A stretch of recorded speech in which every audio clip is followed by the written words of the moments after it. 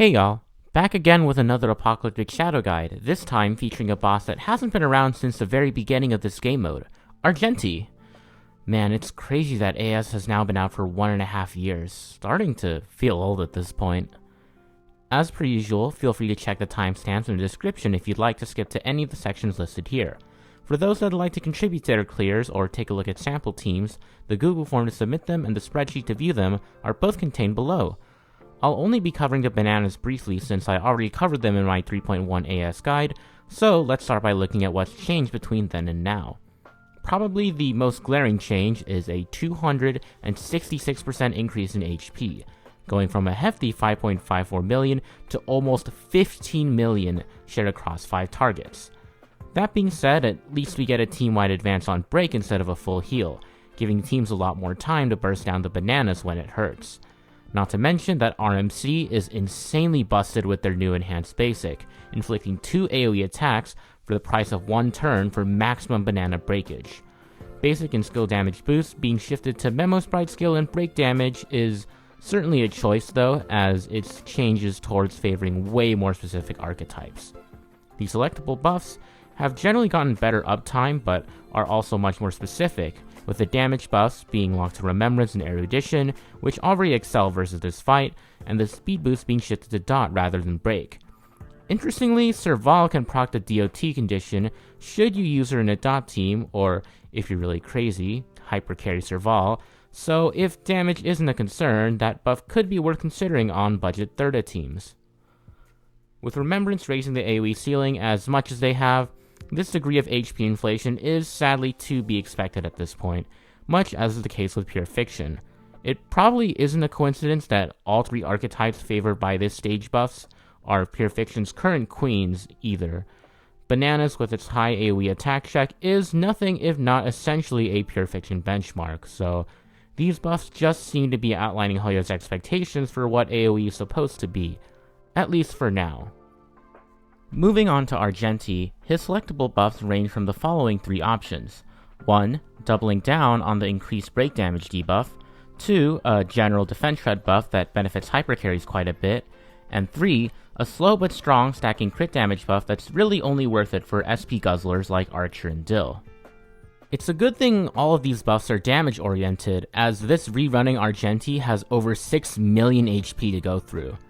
As if his break-centered mechanics weren't enough to discourage off-element DPS though, he also has 40% wind and quantum res, as well as a whopping 60% lightning res.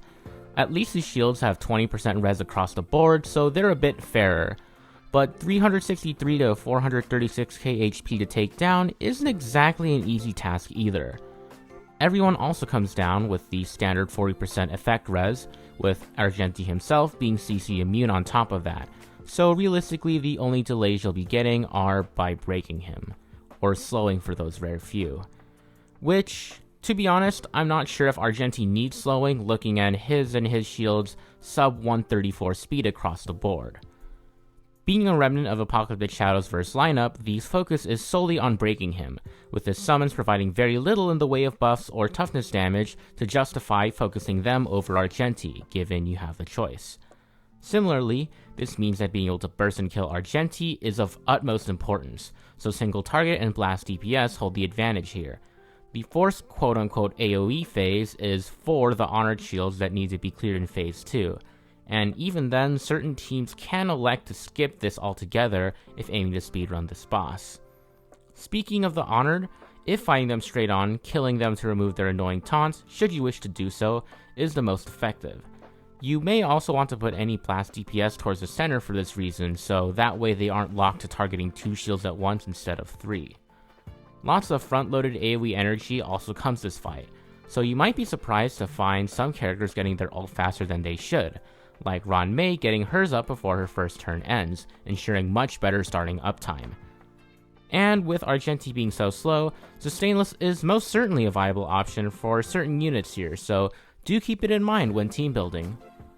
Obviously, break DPS hold the crown versus this fight, something that should be no surprise given how Argenti is weak to all 3 5-star breakers elements.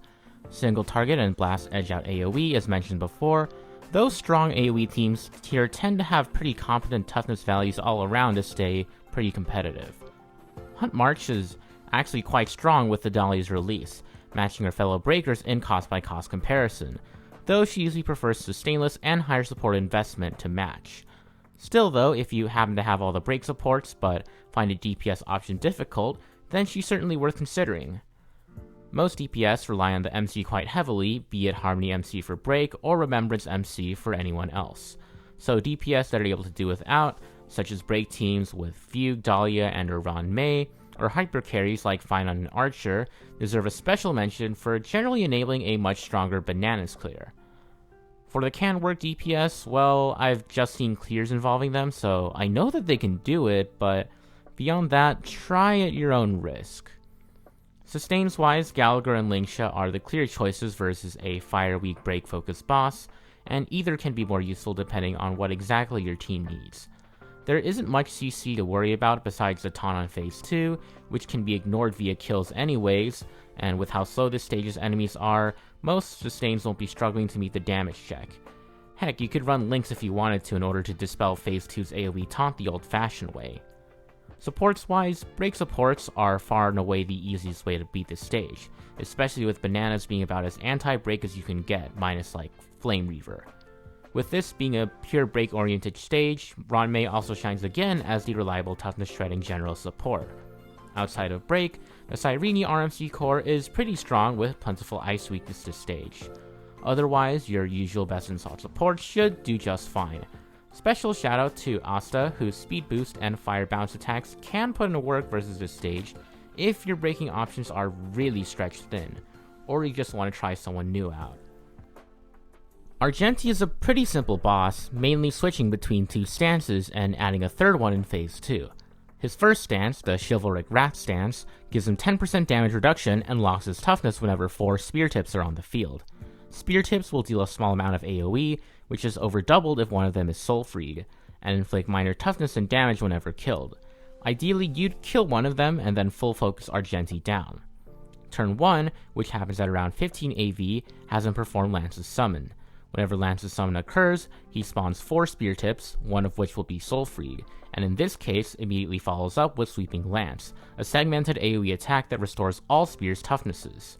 It may look like bounce, but trust me, it does even AoE damage to everyone. The next 3 turns have him absorb the soul freed status, if it still exists, gaining 8% damage per soul freed, absorb, then performing Lance's Summon and giving soul freed to a new summon. He then performs a single target attack. After this point, he switches to the Golden Harvest stance, but since seeing this stance change is basically a guaranteed non-3-star clear, I'll just explain what it does in Phase 2. Phase 2 has Argenti start off in the Medal of Honor stance, where similar to Apocalyptic Shadow's Flame Reaver and Fei Xiao, he leaves the field after spawning 4 of the Honored shields in turn 1, becoming untouchable until all shields are eliminated. Also, special note, instead of it giving soul free to 1 shield, he gives them to every single shield this phase, so do keep that in mind. Argenti's next attack, which occurs after a 50% delay, and thus gives all 4 shields a chance to buff Argenti, deals 1100 damage, plus 350 more damage, and an overall 8% damage boost per buff. Note that delaying any of these shields will likely push them below Argenti, so if you can't kill them fast enough, breaking or CCing them is the next best option, especially since they disappear right after Argenti's next turn. Killing them will grant your whole team a permanent 5% damage boost per honor though, which I guess is kinda nice for crit teams. Immediately after this attack, he switches to Golden Harvest, which gives him 10% more damage, plus 5% more speed, and summons 4 of the shield. The shields then gain 25% of their max HP as shield whenever they attack, or a bit over 100k, and start by taunting the allies directly across from them, though what appears at across is actually flipped from the player's perspective, and gain the weakness of what is quote-unquote across from them. Note that they still have 20% all-type res, the weakness just lets them be broken. From then on, each shield action, instead of dealing damage, will regen that much max HP as shield. Those shields can only have up to 25% max HP of shield at once, so no shield stacking. Killing them will grant a non-stackable 10% max HP shield to the whole party for 2 turns, so yet again another very underwhelming reward. it's best to ignore them if you can and just go straight for Argenti. As for Argenti, his next 3 turns are the same sequence of blast and AoE attacks, where afterwards he switches back to the chivalric wrath stance as described in Phase 1. Once again, most teams should be able to end this fight well before this happens, so I hope that no one sees this man change his stances purely due to how long that change takes. And that's it! Very straightforward boss design, not many gimmicks to exploit, which honestly kinda makes it not very interesting. Like, the best counters also have the best buffs on both sides. It's putting the square peg in the square hole type gameplay. It's kind of a shame since these boss designs really discourage team variety. Okay, sure, I guess the HP inflation is way worse, but at least it's offset by a full team-wide action advance on break. Difficulty-wise, it is still definitely harder, but not by as much as 2 to 4 times the HP would suggest, especially with the newer units that have prompted this rise in HP in the first place. However, if you aren't playing to the boss's gimmicks, then that HP spike does really hurt. With the prevalence of AoE spam, Bananas having uneven hit counts honestly just doesn't matter as much anymore. No need to worry about single target or blast hitting a specific TV at a certain time. Just spam your AoEs and break them all at the same time as fast as you can. While sure, trying to deal with that hit count check was initially kinda painful, especially if chasing max scores, at least it forced you to think about who to target, compared to now where targeting just doesn't really exist. There's still optimization to be had in this fight, don't get me wrong, but now it's just more about advancing your own team in the action order and praying for good energy hits versus a static HP wall.